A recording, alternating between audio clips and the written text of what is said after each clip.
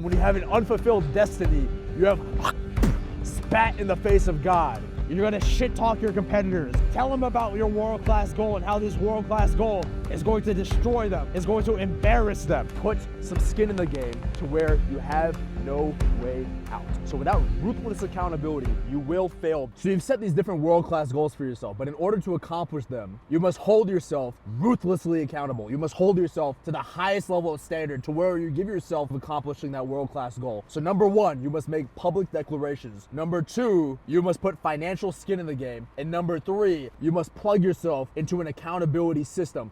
Without these three ruthless accountability measures, you will definitely fail. Think of any situation where you were gonna do your homework or a personal training session and you didn't have pressure on you, you didn't have eyeballs on you, you didn't have external pressure. You truly didn't give it your all.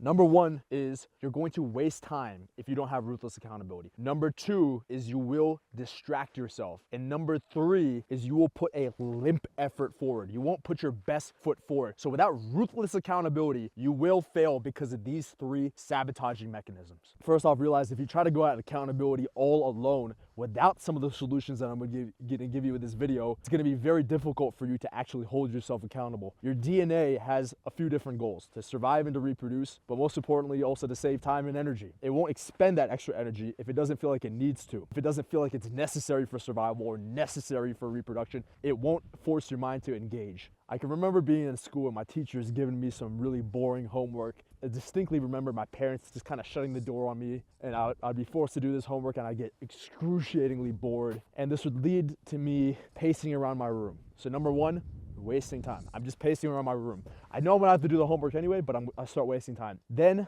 I start wasting time, I'm bored. Then I wanna go distract myself. Number two, distractions. And how do I distract myself? I look at YouTube, I look at the internet, I look at Facebook, I begin to distract myself. Then I can remember, inevitably I'm gonna have to do the homework no matter what, because my teacher's gonna require me to do this. I have to turn it into class the next day. Inevitably, I know I have to get down to homework. So when it's like the last hour or last half an hour or last 15 minutes of the night, I then give a limp effort.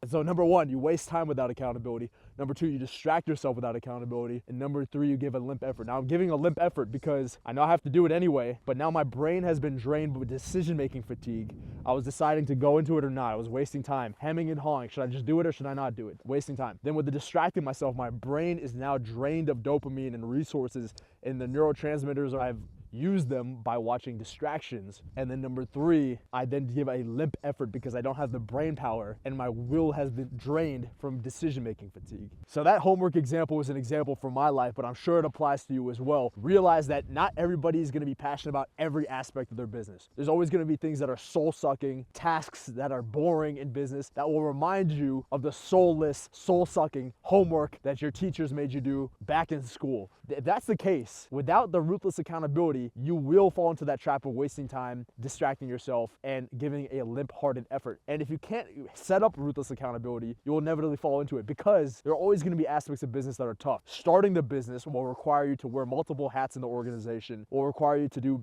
things that you're not necessarily passionate about, maybe things that are boring, things that are soul-sucking. Scaling the business will require you to do things that are soul-sucking, things that are dry, things that are boring. So there's always going to be aspects of business that are like that. You have to set up the ruthless accountability to ensure that the pressure is there so that you don't fall into the trap of wasting time, distracting yourself, giving a limp-hearted effort. This leads to a deep-rooted lack of self-esteem. When you have a lack of self-esteem, this hijacks your selective focus, further reinforcing your identity as a hopeless loser. And hopeless losers don't produce results. Hopeless losers can't produce a legacy. And when you have an unfulfilled destiny, you have spat in the face of God. All for what? Because you couldn't override your lazy, sluggish DNA. So now for chapter 2, let's talk about exactly how we're going to hold ourselves accountable. The first way you're going to hold yourself accountable is by public declarations. You need everybody to know exactly what your world-class goal is and by what date you're going to accomplish this world-class goal. For public declarations, think about making a post on social media or any modality where everybody's gonna see exactly what your goal is. Everybody knows John is accomplishing this goal by this date, or Sally's gonna accomplish this goal by this date. They must all see it. Everybody on Instagram, everybody on Facebook, everybody on TikTok, put it into your description, the bio on your social media, so that it's not just on one post. Make sure everybody sees it. Number 2 is you tell your friends, your inner circle of friends, your inner circle of family members, and your inner circle of coworkers what your world-class goal is and by what date you're going to accomplish it. You're going to, this is my personal favorite, you're going to shit talk your competitors, trash talk your competitors. Tell them about your world-class goal and how this world-class goal is going to destroy them, is going to embarrass them. This is very common in the NBA, UFC. It's very common in sports to trash talk your competitors, to jack the pressure up on you. And that's exactly why we're doing this. Public declarations are to jack the pressure up on you. You must jack the pressure up on you. Otherwise, your DNA will make you save time and energy and you won't accomplish shit. You just simply won't do it. But it's not just jacking the pressure up on you. Because you have made a public declaration to the world via social media, to your family, friends, and coworkers, and to your enemies, if you don't accomplish your world-class goal, you will be humiliated, utterly humiliated, destroyed in front of them. You will look weak and pathetic and sad in front of them. And that is exactly what you want. If you don't accomplish your goal, you should be humiliated. You ought to be ashamed of yourself. If you don't accomplish your goal despite the public declaration, then you know you lost because you're gonna feel the burn of that loss because everybody else is gonna be like, what happened, John? I thought you were gonna accomplish it. You didn't do it? You're gonna feel the burn of that, and that's gonna give you the emotional leverage to do it the next time. Invest money, AKA put skin in the game. We value what we invest into because we have a sunk cost bias towards that investment. So here's what you have to do. Think about an amount of money it just makes you feel uncomfortable that's in your bank account if you had to give it away. Think about that number where it would make or break you. It feels like life or death to give that amount of money away. What you have to do is this. Take a significant portion of that money and give it to a friend whom you trust. You tell the friend, if I accomplish my goal, you give me the money back. If I don't accomplish my goal, you keep it. That is the rule. Life or death. It's an amount of money that will literally break you if you don't get it back. In the long run, that amount of money will break you. It's your savings or whatever, but you put some skin in the game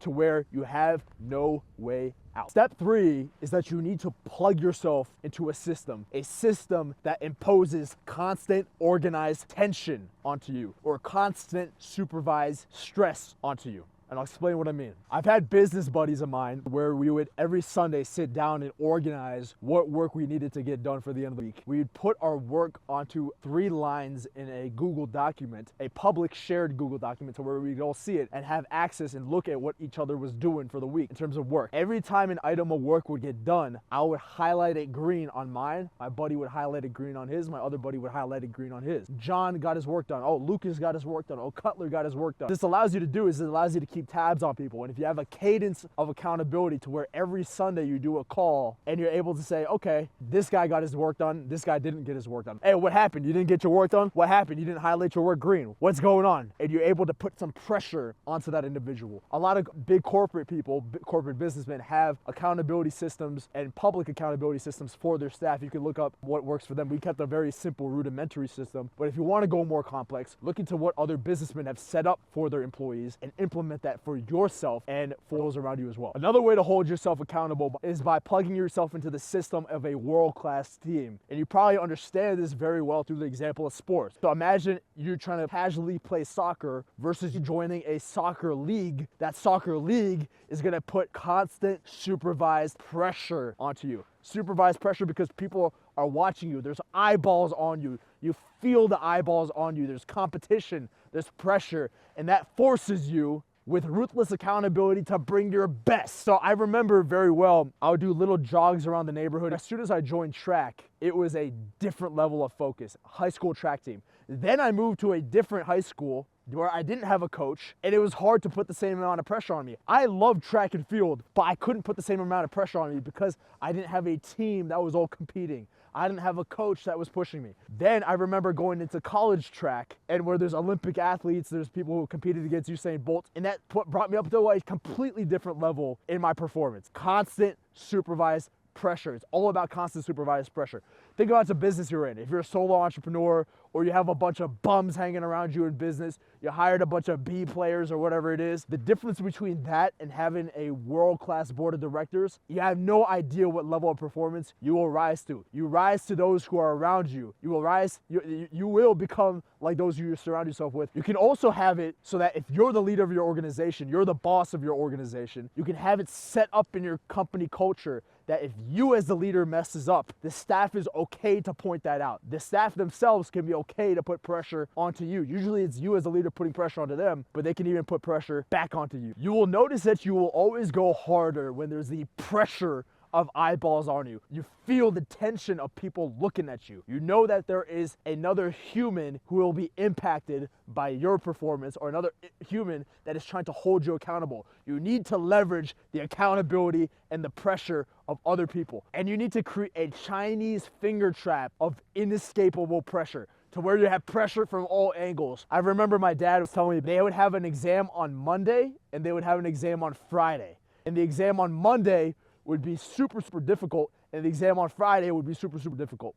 So when it's Friday, he's spending the weekend studying for the exam on Monday. When it's Monday, he's spending the week studying for the exam on Friday. That is the kind of Chinese inescapable finger trap you need to create for your life. I remember when I was younger, I really sucked with homework. I didn't want to do homework. I would try to do it on the bus ride on the way to school. We had a 15-minute bus ride. I'd go to sleep rationalizing, I'm gonna do it on the bus ride on the way to school. So I remember I'd get on the bus, I'd press up against the window, and I'd be scribbling furiously with the intensity of war. When I was under that 15 minutes of pressure, in that 15 minutes, I was sharp. I was fully focused, fully there, fully engaged. And that happened because I knew I'm gonna have to turn this paper in 15 minutes. The lesson there is that if you can manufacture that depth of focus, that 15 minutes on the bus ride doing your homework type of focus in your day-to-day life, then you can really move the ball forward. Remember, the DNA is gonna try to save time and energy.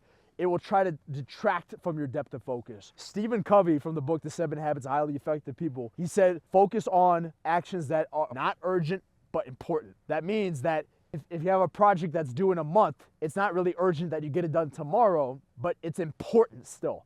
So work on things that are important, but not urgent, but work on it as if it's urgent. And that's where you're gonna get the best results, because that's where you're gonna stay the most locked in. And if you can set up the accountability that I talked about in this video, public declarations, putting your skin in the game, you have that thing you need to do, you have that project you wanna move forward, you wanna start a business, you just start wasting time, dilly-dallying, decision-making fatigue, not getting down to it. Then you fall into the trap of, oh, well, now that I'm wasting time, let me distract myself because I'm bored. When you're distracted, you fall into the trap of giving a half-assed effort. That's the trap we need to avoid by setting up this ruthless accountability system, by setting up no way out. It doesn't just stop here. What gets you from A to B doesn't get you from B to C. So the next video, we're gonna talk about self-accountability. You can't just rely on external accountability all the time. There has to be a core within you that actually wants to get the work done for the sake of the work itself, because you said you're gonna get it done. So this is a good kindergarten step, but there are also college level steps. What got you from A to B doesn't get you from B to C.